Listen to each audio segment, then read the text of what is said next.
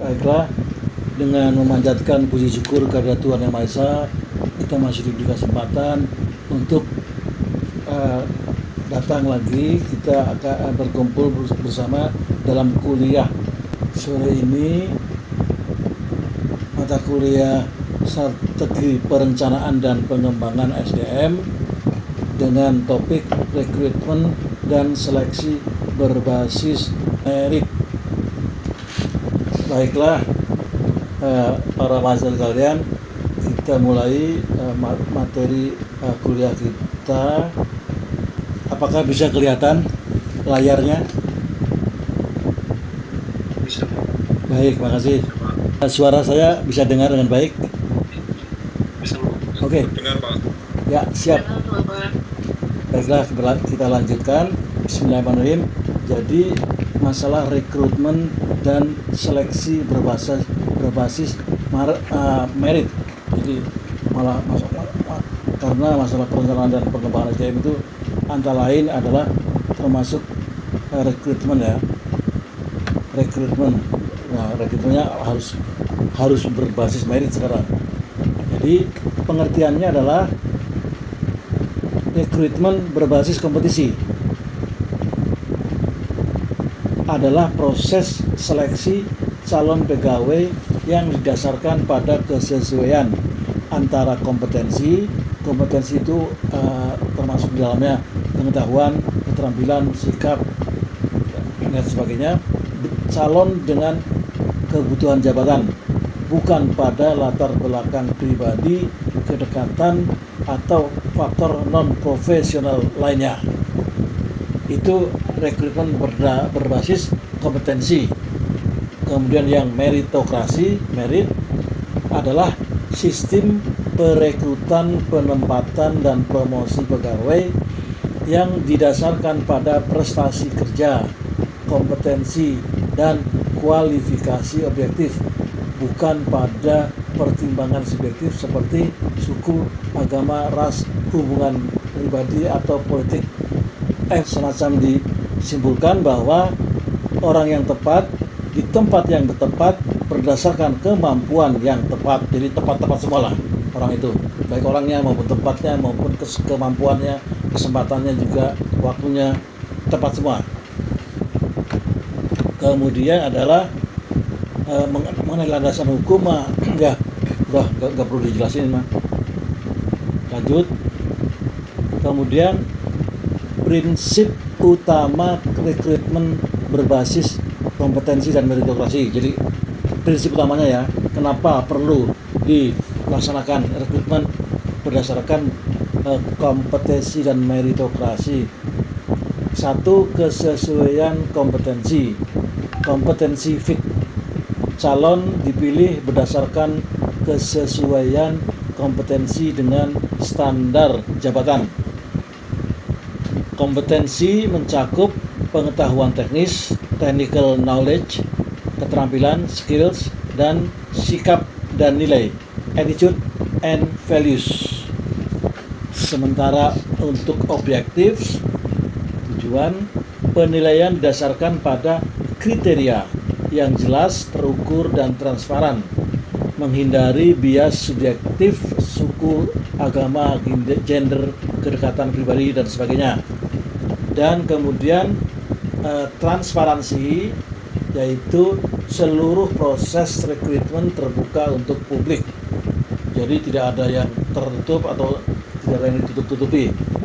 Pengumuman lowongan, kriteria seleksi, hasil seleksi itu harus terbuka ya. Itu katanya zaman sekarang begitu.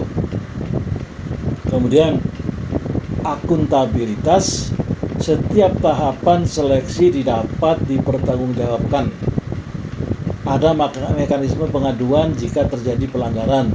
Jadi setiap tahapan ini memang harus juga sama, harus diikuti, bisa dapat diikuti, dapat dilihat hasilnya juga bagaimana. Akuntabilitas. Yang berikutnya, non-diskriminasi, memberikan kesempatan yang sama kepada semua warga negara yang memenuhi syarat tanpa memandang latar belakang pribadi. Jadi artinya non diskriminasi, entah dia itu anaknya siapa atau sukunya suku apa, itu no problem. Apakah dia itu bahkan orang-orang yang punya keterbatasan juga tetap bisa, karena tidak ada diskriminasi. Juga kemudian profesionalisme. Proses seleksi dilakukan oleh tim seleksi yang kompeten dan independen, menggunakan metode dan tools yang valid secara ilmiah. Saya kalau nggak salah pernah ngomong di kelas mana, bahwa sebetulnya ada suatu prinsip yang ironis ya mengenai meritokrasi ini. Sebab sekarang kan sudah mengejala di mana-mana, namanya lelang jabatan ya. Akhirnya lelang jabatan pun kemudian malah seakan-akan menjadi komoditi ya, komoditi jabatan. Padahal sebetulnya kalau mau ikut prinsip meritokrasi ya nggak perlu ada lelang jabatan. Saya pernah bilang begitu kalau nggak salah. Karena apalagi yang dilelang, karena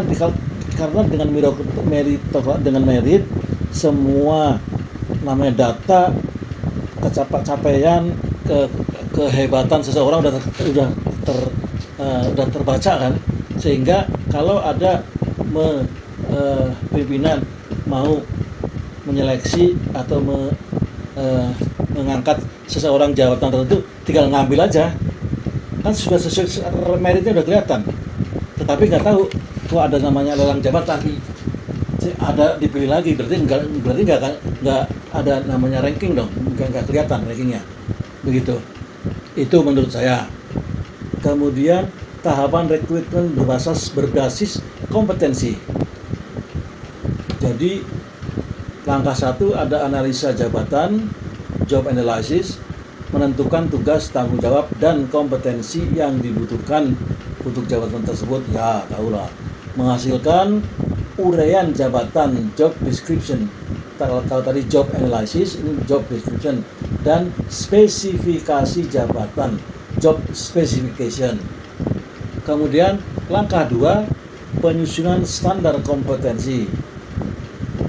Menetapkan kompetensi inti yang harus dimiliki calon. Kompetensi inti, kompetensi teknis, misal analisis data, pengadaan barang dan jasa itu. Kalau yang namanya kompetensi manajerial, misal kepemimpinan, manajemen waktu. Ada juga kompetensi sosiokultural, misal komunikasi, moderasi, agama. Langkah ketiga, pengumuman lowongan. Publikasi luas melalui media resmi, melalui website lah, atau lewat portal CPNS, media sosial yang lainnya. Kemudian menyertakan persyaratan kompetensi yang jelas dan terukur. Langkah 4-nya adalah seleksi administrasi, merupakan langkah verifikasi dokumen sesuai persyaratan kompetensi, ijazah, sertifikasi, dan pengalaman. Jadi jangan sampai dapat orang yang ijazahnya kemudian ijazah palsu ya, jangan sampai terjadilah naudzubillah min dzalik di negara ini. Langkah kelima, seleksi kompetensi. Metodenya kompetensi dasar. Tes kompetensi dasar ini bertujuan mengukur kemampuan dasar, verbal, numerik, dan logika. Kemudian metode tes kompetensi bidang, TKB, mengukur pengetahuan teknis jabatan. Ya, kemudian yang assessment center, mengukur kompetensi perilaku, leadership, kepemimpinan, problem solving, pemecahan masalah. Dan berikutnya adalah metode wawancara kompetensi, pengukuran motivasi, nilai, dan kesesuaian budaya. Contohnya wawancara berbasis perilaku, behavioral event. tahap rekrutmen berbasis kompetensi. Jadi tahapan rekrutmen berbasis kompetensi ini berarti kompetensi ya. Makanya analisa jabatan juga, menentukan tugas. Oh, yang tadi udah nih.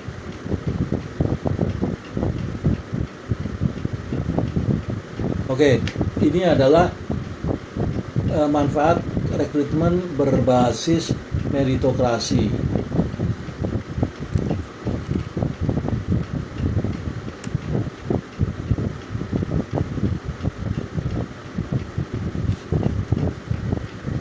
Bagi organisasi, manfaatnya dia SDM berkualitas tinggi, kinerja organisasi optimal, budaya kerja profesional, minim konflik internal, katanya begitu. Itu bagi organisasi. Bagi calon pegawai, kesempatan yang adil, pengembangan karir jelas, penghargaan atas prestasi. Itu adalah kalau rekrutmen berbasis meritokrasi, merit. Kemudian bagi masyarakat, pelayanan publik berkualitas, kepercayaan terhadap pemerintah dan keadilan sosial.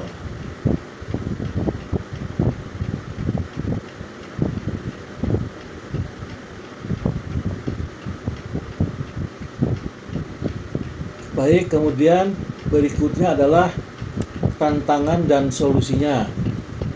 Tantangan rekrutmen meritokrasi tadi, intervensi politik ya. Tantangannya adalah kalau adanya intervensi politik. Kemudian ada lagi misalkan adalah bias dalam penilaian. Nggak tahu maksudnya ini. Yang bias siapa? Kemudian minimnya kompetensi asesor. Asesor. Kesenjangan kompetensi calon, biaya dan waktu. Oke, ini semuanya tantangan dan solusi yang bisa diatasi sebetulnya. Tinggal jadi pimpinannya. Baik, studi kasus rekrutmen PPPK guru 23. Ini hanya studi kasus ya, hanya sekedar untuk melihat contoh di suatu tempat atau suatu kejadian. Dalam hal ini adalah rekrutmen PPPK guru. Ini lokusnya atau tempatnya nggak dijelaskan. Jadi latar belakangnya kekurangan guru berkualitas di daerah 3T. 3 itu daerah yang terbatas, terbatas, terpinggirkan lah, terluar, terbatas, terus apa lagi ya? Betul. Makasih. Nah, kemudian praktik titip menitip merusak kredibilitas rekrutmen. Ini backgroundnya ya. Kemudian strategi meritokrasi, standar kompetisi nasional, kompetensi pedagogik, profesional, sosial dan kepribadian ya. Kemudian seleksi terpadu TKD, ada TKB Menteri Bidang Studi, kemudian wawancara kompetensi. Oke. Kemudian transparansi total, hasil seleksi diumumkan per provinsi atau kabupaten. Sementara penempatan berbasis kebutuhan, guru ditempatkan sesuai kebutuhan sosial sekolah, bukan permintaan pribadi. Hasil 98% guru lulus seleksi berbasis kompetensi. Indeks kepuasan sekolah terhadap kualitas guru baru 92%. Wow. Turnover guru di daerah 3T turun 40%. Kemudian di sini dikutipkan kalimat atau kata yang disampaikan oleh Mendikbudristek, guru adalah garda terdepan pendidikan. Mereka harus dipilih berdasarkan kompetensi, bukan kedekatan. Baik, saudara-saudara sekalian, itu adalah semacam kasus saja. Kasus berarti kayaknya ini kasus nasional ya, rekrutmen PPPK guru 2023. Nggak tahu Mendikbudristeknya siapa nih? Apakah sudah yang sekarang tahun 2023?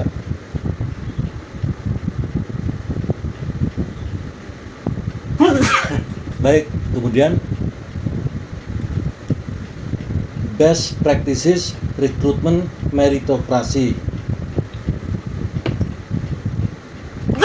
Jadi mengenai praktek-praktek yang paling bagus yang bisa kita contoh dalam rekrutmen meritokrasi, yaitu gunakan teknologi digital. Ini bukan hal yang aneh sekarang, hampir semuanya pakai digital, sistem chat, ke computer assisted test, platform rekrutmen untuk manajemen aplikasi.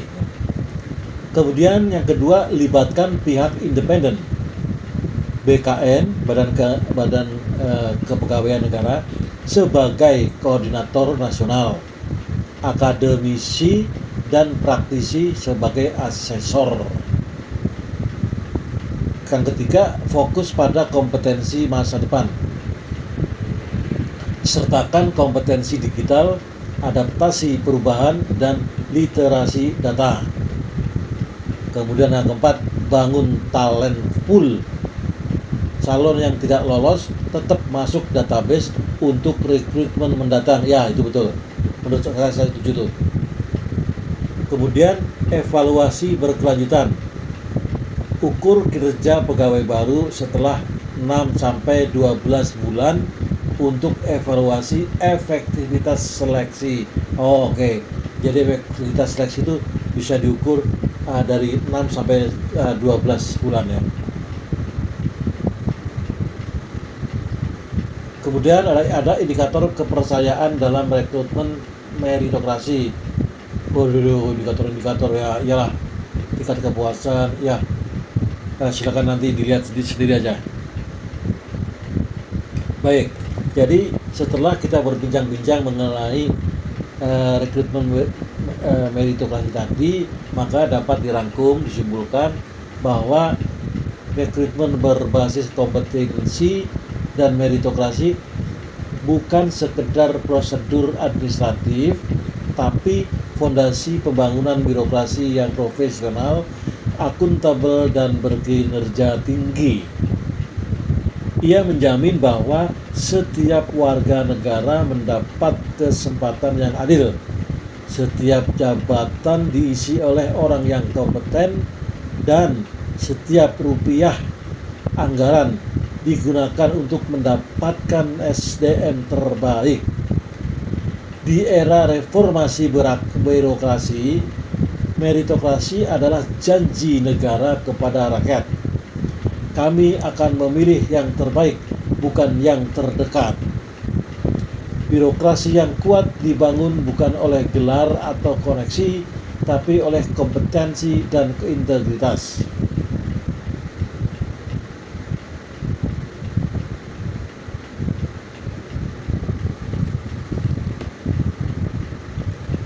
Kemudian bahasan berikutnya adalah mengenai alat seleksi modern. Jadi wawancara dan psikotes, ada assessment center, ada 3 assessment center, wawancara dan psikotes. Assessment center, metode seleksi yang menggunakan berbagai simulasi situasi kerja nyata untuk menilai kompetensi perilaku, behavioral competencies calon, ya, seperti kepemimpinan, pengambilan keputusan, kerja tim, dan pemecahan masalah. Itu assessment center. Karakteristik utama, multi metode, menggabungkan berbagai teknik penilaian. Multi asesor, dinilai oleh lebih dari satu penilai terlatih. Berbasis simulasi, meniru situasi kerja nyata. fokus pada perilaku, menilai apa yang dilakukan, bukan hanya apa yang dikatakan.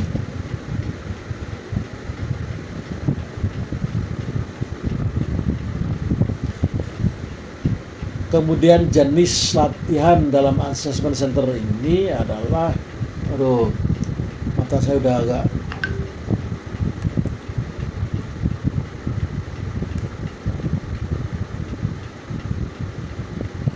latihan, intre, exercise, manajemen waktu, prioritas, pengambilan keputusan, tujuan utamanya. Contohnya, menangani tumpukan surat email dalam waktu terbatas. Kemudian latihan yang berikutnya, leaderless group discussion. Jadi group discussion yang tidak ada leadernya ya. Kerja tim, komunikasi, pengaruh sosial. Diskusi kelompok tanpa pemimpin untuk menyediakan masalah.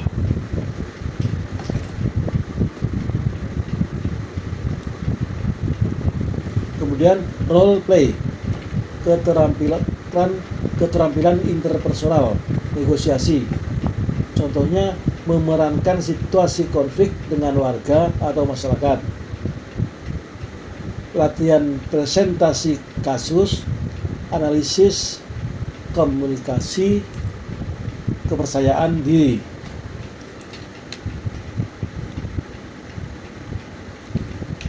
Contohnya adalah memerankan situasi konflik dengan warga masyarakat.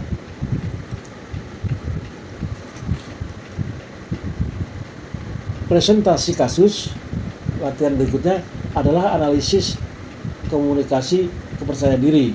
Sementara studi kasus adalah pemecahan masalah, analisis strategis.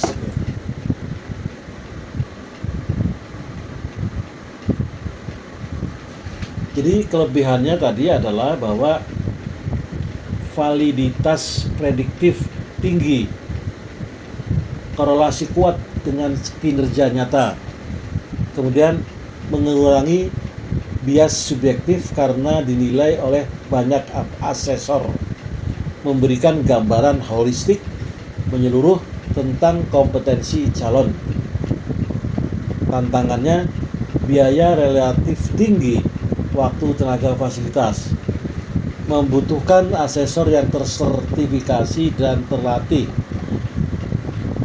tidak cocok untuk rekrutmen massal. Ya, jadi hal ini sangat tidak cocok untuk rekrutmen massal. Untuk best practice-nya digunakan untuk seleksi jabatan strategis eselon 2 atau 3, kepala bidang atau manajer proyek.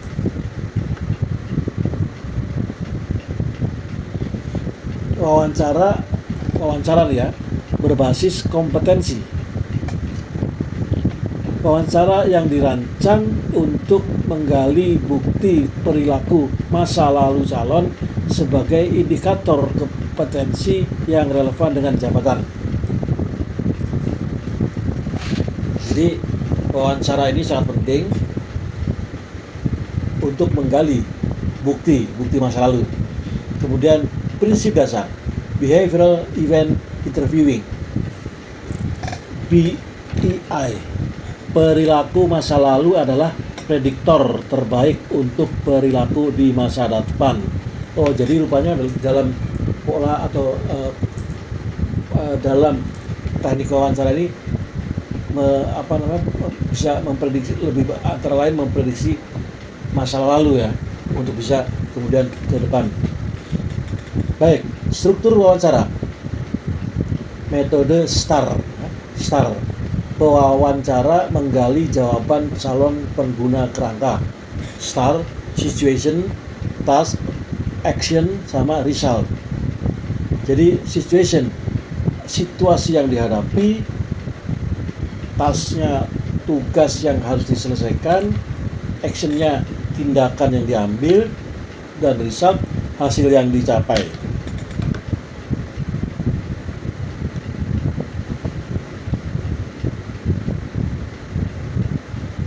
Kemudian contoh pertanyaan berdasarkan kompetensi. Kompetensi kepemimpinan.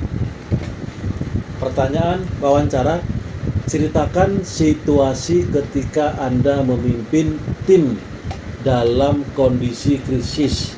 Apa yang Anda lakukan dan apa hasilnya? Ini salah satu pertanyaan ya. Pertanyaan mengenai kepemimpinan. Kemudian integritas. Pernahkah Anda menolak permintaan atasan yang tidak etis? Bagaimana Anda menanganinya?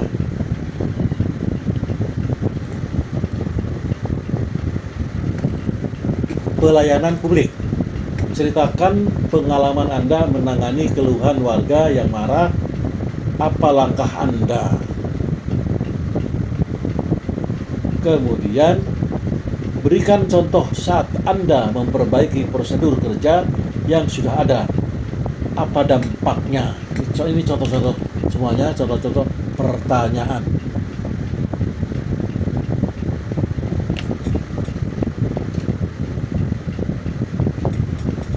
Panduan penilaian. Gunakan rubrik penilaian standar. Fokus pada spesifik tindakan, bukan jawaban umum. Kemudian hindari pertanyaan hipotesis. Juga kelebihannya adalah fleksibel dan bisa disesuaikan dengan semua jabatan, biaya relatif rendah, dan memberikan kedalaman informasi tentang motivasi dan nilai calon. Tantangannya rentan bias pewawancara jika tidak terlatih. Calon bisa memberikan jawaban rehearse, sudah dipersiapkan, jadi jawaban yang formalitas tapi sudah dirancang sebelumnya. Best practices. Best practice gabungan dengan alat lain, physiotest,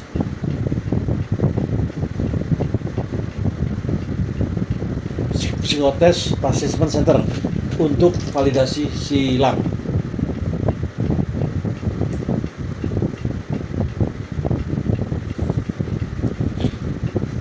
Kemudian bidang mengenai psikotest valid dan terstandar. Standardized psychotest validity or psychotest. Pengertiannya, serangkaian tes psikologi yang terstandar, valid, dan reliable untuk mengukur aspek psikologis calon seperti kecerdasan, kepribadian, minat, dan stabilitas emosional.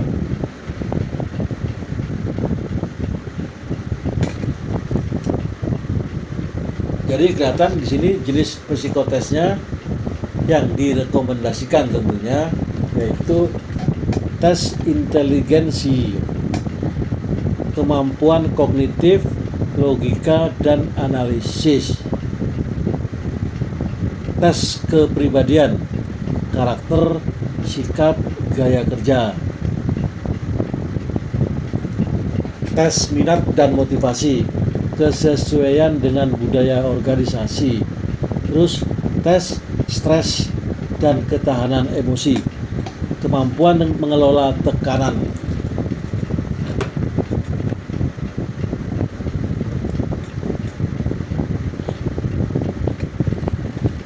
Prinsip penggunaan psikotes valid dan standar digunakan oleh psikolog terlisensi, komplementer bukan penentu tunggal, etis dan berrahasia. Larangan dalam psikotes, tes gratis, gambar orang atau pohon yang tidak valid secara ilmiah, ya. Siapa pernah mengalami ini?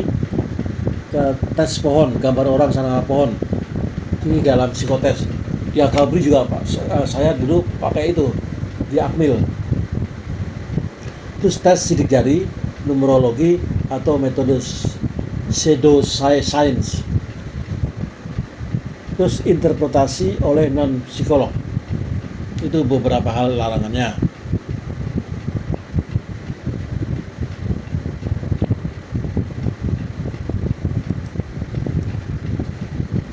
Jadi kemudian mengenai kelebihan adalah memberikan data objektif tentang potensi psikologis, membantu mengidentifikasi risiko, misal stres tinggi, integritas rendah. Kemudian mendukung keputusan seleksi yang holistik. Tantangannya biaya jasa psikolog profesional, butuh waktu untuk administrasi dan interpretasi.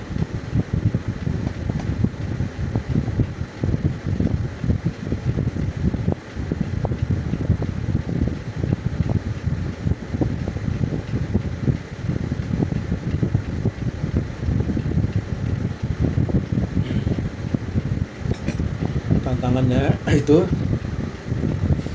Kemudian best practice-nya, gunakan psikotes hanya untuk jabatan kritis. Jabatan kritis itu artinya semacam keuangan, pengadaan, keamanan. Saya nggak tahu apakah yang jabatan-jabatan yang lain tidak dianggap kritis. Nah, mari kita renungkan. Jadi kemudian berikutnya yaitu integrasi alat seleksi modern dalam proses rekrutmen. Jadi alat modern tadi seperti wawancara dan sebagainya itu. Model integrasi komprehensif. Rekomendasi penggunaan perjabatan. Ya, saya ikutin aja lah apa yang tertera di sini.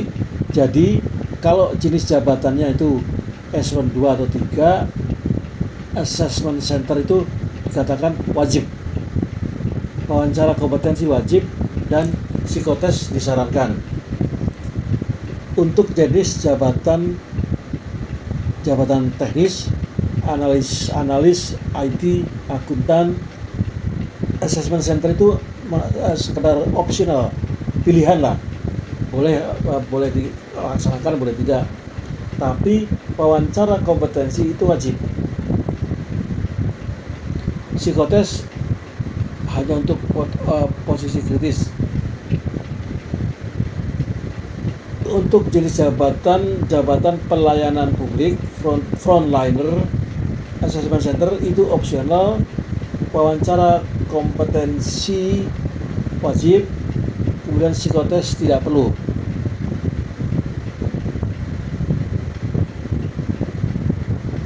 Jenis rekrutmen massal, PPPK, guru dan nakes, assessment center tidak efisien, wawancara kompetensi wajib, dan psikotes sampling saja. Ya, tetapi dari faktor-faktor ini teknik wawancara itu wajib semua, harus dilakukan wawancara.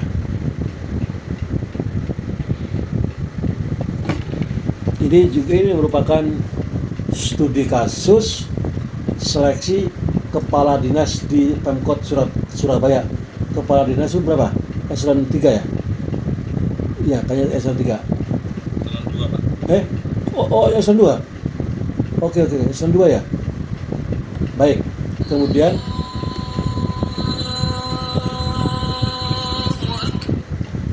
latar belakangnya, butuh pemimpin yang kompeten, berintegritas, dan visioner. Ingin hindari praktek titip menitip. Oke. Lelang juga maksudnya gitu.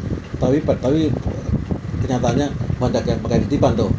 Menurut saya, proses seleksi, assessment center, leaderless group discussion. Jadi ada diskusi kelompok yang tidak ada leadernya, leaderless, menyelesaikan kasus banjir perkotaan. Terus in-tray exercise, mengelola surat mendesak dari warga dan pusat. bagaimana secara cepat bisa menyelesaikan. Kemudian wawancara kompetensi menggunakan metode STAR yang tadi itu ya, STAR untuk gali pengalaman kepemimpinan. Kemudian yang psikotes kepribadian Big Five dan tes integritas oleh psikolog. Ini dia hebat sekali nih. Hasilnya 100% calon terpilih lolos berdasarkan kompetensi bukan kedekatan. Oke, bagus gitu dong. Kemudian 95% kinerja kepala dinas terpilih melebihi target SKP. Oke. Kemudian penghargaan top 3 kota dengan tata kelola terbaik nasional 2024. Jadi ini kasusnya adalah di Surabaya, Pemkot Surabaya, seleksi kepala dinas. Tapi kalau tidak disebutkan tahunnya ya, paling baru-baru aja. Jadi dapat kita simpulkan alat seleksi modern bukanlah sekadar formalitas, tapi investasi strategis untuk mendapatkan SDM terbaik. Assessment Center mengungkap bagaimana calon bertindak dalam situasi nyata. Wawancara berbasis kompetensi menggali bukti nyata dari pengalaman masa lalu. Psikotes valid mengukur potensi psikologis yang tidak terlihat secara langsung. Ketika ketiganya diintegrasikan secara etis dan profesional, rekrutmen menjadi akurat, adil, dan berkelanjutan. Fondasi birokrasi yang unggul. Kemudian ada istilah atau ada adagium, orang yang tepat bukan yang paling pinter menjawab, tapi yang paling kompeten bertindak. Baik, oke.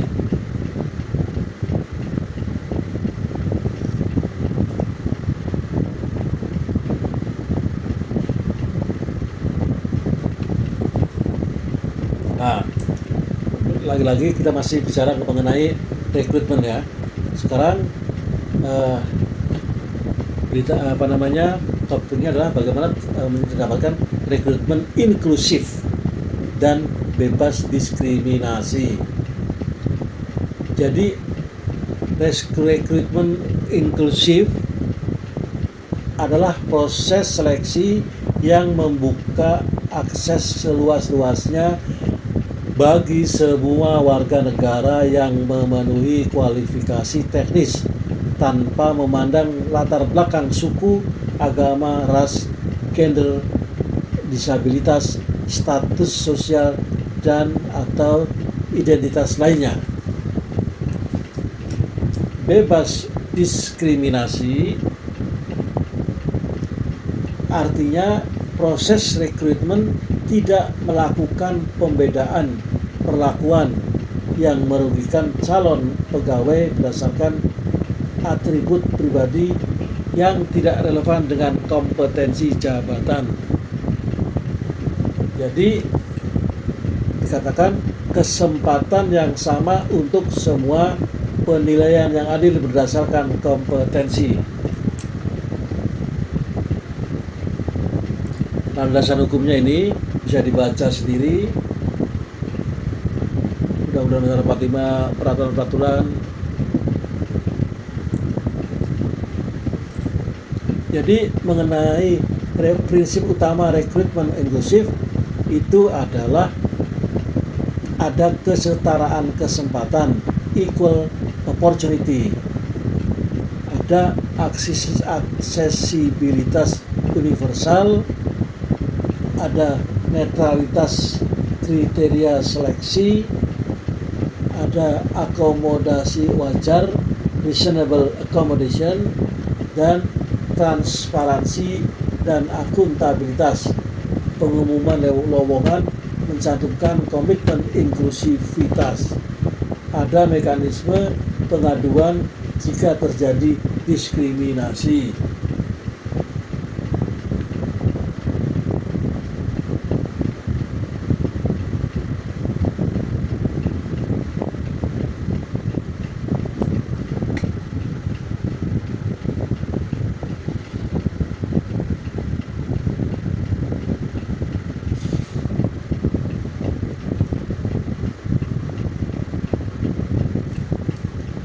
Kemudian berikutnya adalah mengenai, maaf nih kurang gede.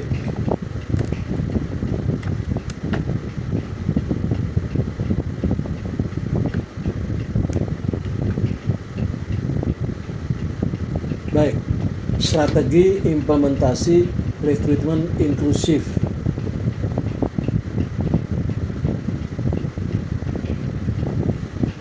Jadi ada beberapa tahap. Tahap perencanaan, analisa jabatan inklusif. Pastikan uraian jabatan tidak mengandung syarat diskriminatif. Harus sehat jasmani dan rohani. Nah itu gak boleh ya.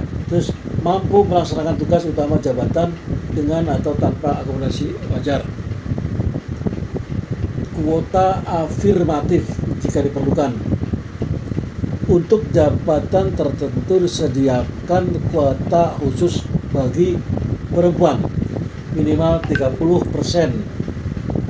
sesuai undang-undang kita nomor 2003. Kemudian penyandang disabilitas minimal 2%. Jadi ada untuk teman-teman yang disabilitas yang kemudian mungkin punya hambatan fisik, itu juga harus diakomodir 2%.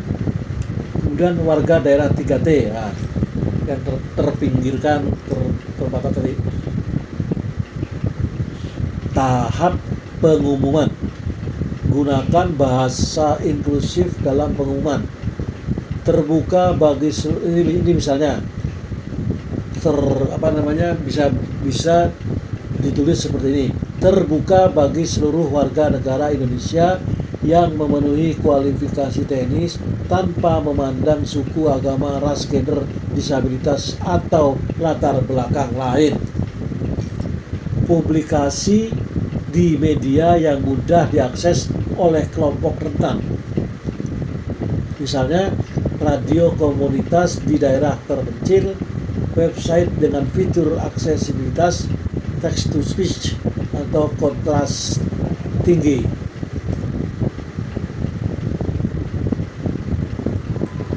Ada juga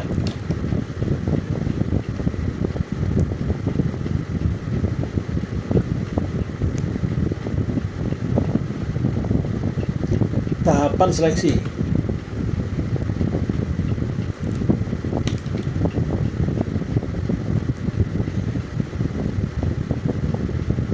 Ya, tahapan seleksinya adalah modifikasi alat seleksi, psikotes dalam format audio untuk tunanetra. Oke. Ini yang bagi orang-orang yang kebutuhan khusus ya. Wawancara dengan juru bahasa isyarat untuk tunarungu. Assessment center dengan senario netral.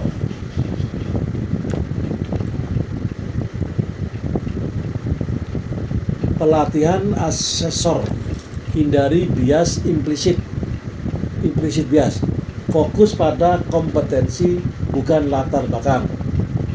Kemudian mengenai tahap tahap penempatannya, yaitu penyesuaian lingkungan kerja, RAM untuk kerja roda, kursi roda, ruang laktasi untuk ibu menyusui, fleksibilitas jam kerja untuk pengasuh anak disabilitas. Luar biasa, Masya Allah. Semuanya mulai diatur ya, agar sesuai dengan prinsip-prinsip kemanusiaan. Bentuk diskriminasi yang harus dihindari yaitu jenis diskriminasi, diskriminasi langsung, misalnya menolak pelamar karena beragama minoritas. Kemudian solusinya gunakan kriteria seleksi berbasis kompetensi. Kemudian jenis diskriminasinya tidak diskriminasi yang tidak langsung. Syarat tinggi badan minimal 165 cm untuk jabatan administrasi. Hanya gunakan syarat fisik yang relevan. Misal, polisi, pemadam kebakaran. Oke. Jadi syarat-syarat yang sebetulnya bisa jadi diskriminasi dan tidak langsung, karena untuk syarat fisik tinggi badan itu kan tidak harus dijadikan alasan untuk pekerjaan tertentu. Disebutkan di sini hanya gunakan syarat fisik yang untuk relevan, kecuali ya polisi, pemadam kebakaran boleh pakai misalkan tinggi badan. Diskriminasi gender. Pertanyaan, apakah Anda berencana menikah? Ini pertanyaan yang sensitif ya dalam wawancara. Kemudian solusinya, larang pertanyaan pribadi, fokus pada kompetensi. Diskriminasi disabilitas, lokasi tes di lantai 3 tanpa fit lift. Sediakan lokasi tes yang aksesibel. Oke, ini hanya sekedar mencontohkan ada semacam suasana yang tidak bisa dinikmati oleh semua orang. Diskriminasi geografis, hanya membuka lowongan di kota besar. Solusinya, gunakan sistem daring dan pusat tes di ibu kota. Jadi saat ini tuh tidak ada alasan lagi kalau misalkan bikin wawancara bahwa kemudian kita tidak bisa ikut karena kebetulan kita tinggalnya di daerah atau di desa tertentu, karena ada sistem daring, harus disediakan daring, Zoom gitu ya.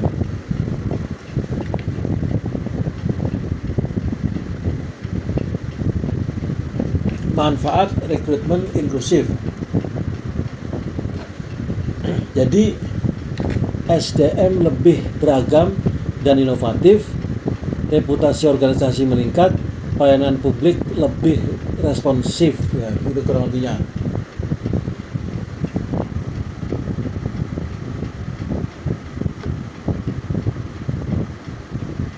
Ini adalah studi kasus mengenai kaitannya dengan penyandang disabilitas di Pemkot Yogyakarta. Menurut saya silakan Anda baca sendiri.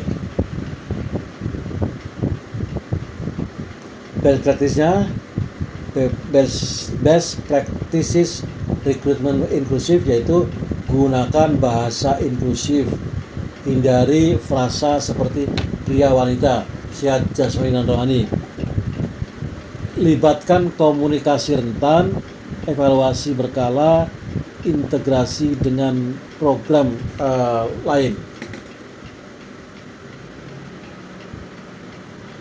Jadi kemudian ada kesimpulannya adalah setelah bicara mengenai rekrutmen tadi yang inklusif, jadi rekrutmen inklusif dan bebas diskriminasi bukan sekedar kewajiban hukum, tapi wujud nyata dari keadilan sosial bagi yang diamanatkan Pancasila.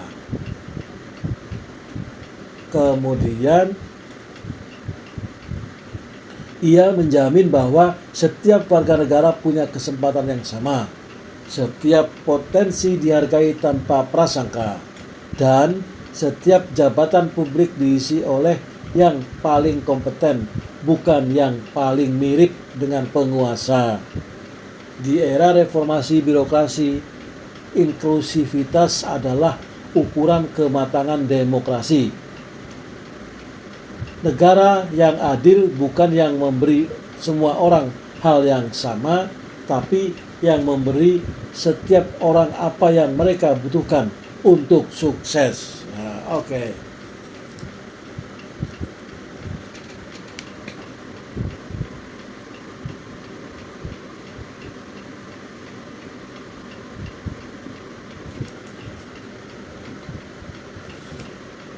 Ada yang namanya onboarding ya, onboarding integrasi ke pegawai baru ke dalam budaya organisasi. Ini pegawai baru.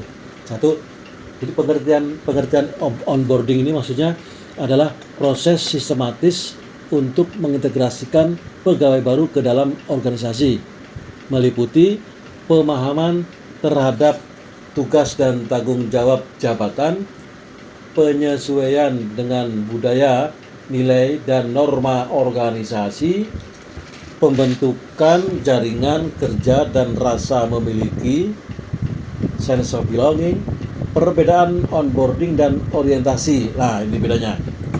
Orientasi itu fokus pada administrasi, pengisian formulir, pengenalan struktur. Kalau onboarding fokus pada integrasi budaya dan kinerja jangka panjang 3-12 bulan.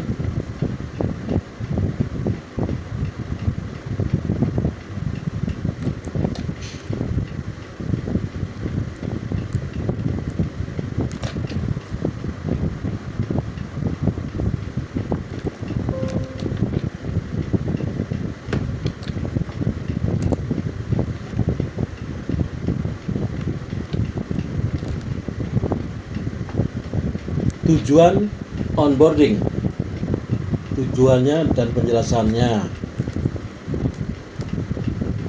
Kalau tujuannya adalah mempercepat adaptasi, meningkatkan keterikatan, engagement, mengurangi turnover awal, memperkuat budaya organisasi, dan meningkatkan produktivitas cepat. Jadi yang dimaksud mempercepat adaptasi adalah mengurangi masa penyesuaian dari bulanan menjadi mingguan. Meningkatkan keterikatan, engagement, adalah membangun rasa memiliki dan komitmen terhadap organisasi. Mengurangi turnover awal adalah pegawai yang merasa diterima cenderung tidak mengundurkan diri. Ya, agak meragukan juga ini. Karena mengundurkan diri itu bukan karena diterima dan tidak diterima, kadang-kadang ada faktor lainnya. Jadi kemudian memperkuat budaya organisasi, menanamkan nilai dan norma sejak hari pertama, meningkatkan produktivitas cepat, pegawai mencapai kinerja optimal lebih cepat.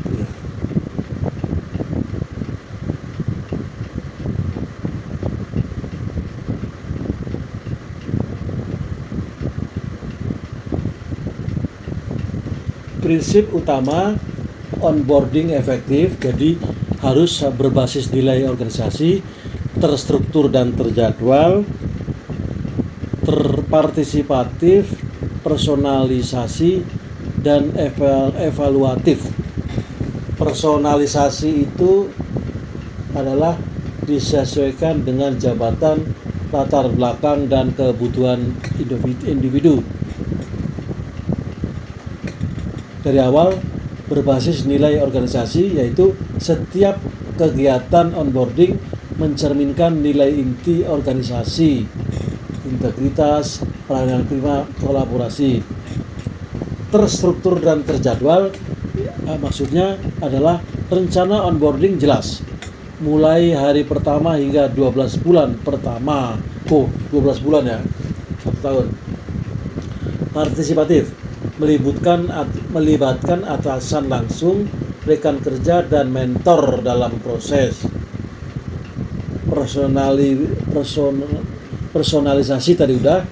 Kemudian evaluatif, ada mekanisme umpan balik dan evaluasi berkala.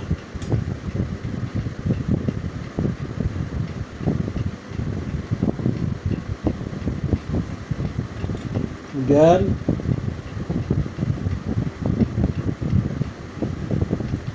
strategi integrasi budaya organisasi. Jadi ada storytelling nilai organisasi. Ceritakan kisah nyata tentang penerapan nilai organisasi.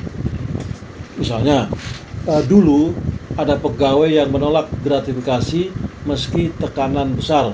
Itulah integritas yang kami junjung. Oke. B. Role model dari atasan. Atasan langsung menjadi teladan hidup nilai organisasi. Datang tepat waktu, disiplin, mendengarkan masukan, transparan dalam keputusan, akuntabilitas. Ya betul, memang kalau jadi pimpinan atasan tuh harus memberikan contoh dalam segala hal semaksimal mungkin, karena kita juga sama-sama manusia, tidak luput dari kesalahan. Tapi kalau kita berusaha untuk semaksimal mungkin berbuat baik, insya Allah dikasih jalan kok, dikasih jalan oleh Tuhan. Ritual dan simbol budaya. Ritual, apel pagi, forum diskusi mingguan, apresiasi bulanan. Simbol, logo nilai di ruang kerja, slogan di email, signature, terus postur di koridor. Komunikasi pembelajaran itu bentuk kelompok onboarding cohort untuk saling mendukung. Fasilitasi sesi sharing pengalaman antar pegawai baru. Kemudian umpan balik dua arah, dengarkan harapan dan tantangan pegawai baru. Sesuaikan pendekatan onboard berdasarkan masukan. Tantangan dan solusinya adalah tantangannya onboarding hanya formalitas. Nah ini dia, susah nih kalau udah formalitas. Jadikan sebagai program untuk strategis dengan anggaran dan penanggung jawab khusus.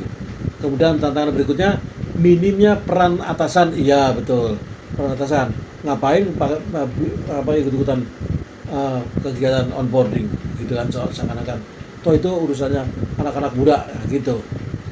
Solusinya, libatkan atasan sebagai mentor, nilai partisipasinya dalam PKP. Kemudian tantangan, kurang personalisasi. Solusinya, sesuaikan program berdasarkan jabatan dan latar belakang pegawai. Tidak ada evaluasi. Lakukan survei kepuasan dan evaluasi kinerja 30, 60, 90 hari. Budaya organisasi negatif. Solusinya, gunakan onboarding sebagai momentum perubahan budaya. Best practices, jadi praktek-praktek yang bagus mengenai onboarding sektor publik, yaitu libatkan pemimpin tertinggi, gunakan teknologi digital, fokus pada why bukan hanya how, bangun komunitas antar angkatan, ukur dampak secara berkala. Nah, alhamdulillah ini adalah merupakan halaman yang kita tunggu-tunggu bersama, yaitu rangkuman onboarding yang efektif bukan sekedar proses administratif, tapi investasi strategis untuk membangun birokrasi yang adaptif, berintegritas dan berkinerja tinggi. Ia menjamin bahwa setiap pegawai baru merasa diterima dan dipahami. Setiap nilai organisasi dihayati, bukan hanya dihafal. Dan setiap rupiah anggaran menghasilkan SDM yang siap berkontribusi. Di era reformasi birokrasi, onboarding adalah pintu gerbang menuju pelayanan publik yang unggul. Pegawai baru bukan hanya tenaga kerja, mereka adalah duta masa depan organisasi. Perlakukan mereka sejak hari pertama sampai calon pemimpin. Oke. Ya, demikianlah kiranya yang bisa saya sampaikan mengenai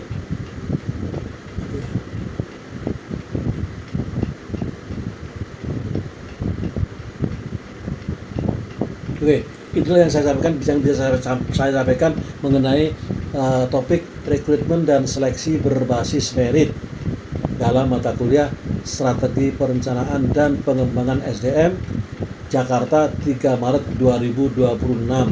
Siapa tahu ada para mahasiswa, ada saudara atau siapa saja yang punya pertanyaan. Kalau ada silakan, kalau tidak ya jangan dipaksa, gitu aja. Karena Bapak izin Pak, atas nama Sari Puspita sudah hadir Pak dari tadi Pak. oh siapa? Sari Puspita Pak sudah hadir Pak. Sari Puspita, sebentar. Sari Puspita. Bapak. Sari, oh ya, yang tadi izin ya? Iya Pak, izin tadi. Iya, Sudah oke. bergabung, Pak. Oke, thank you. Terima kasih Pak. Sama-sama. Terima kasih. Tinggal Mas Talina Sinaga. Oke, silakan Bapak Ibu. Jangan lupa saya Ramadan loh, puasa saya. Jadi jangan disuruh bicara lagi. Sekarang silakan yang belum bicara saling membicarakan teman-temannya. Kalau ada, astagfirullahaladzim, enggak, kok kamera saya gak kelihatan ya. Baik. Jadi kalau memang ada yang punya pemikiran, punya pertanyaan, silakan.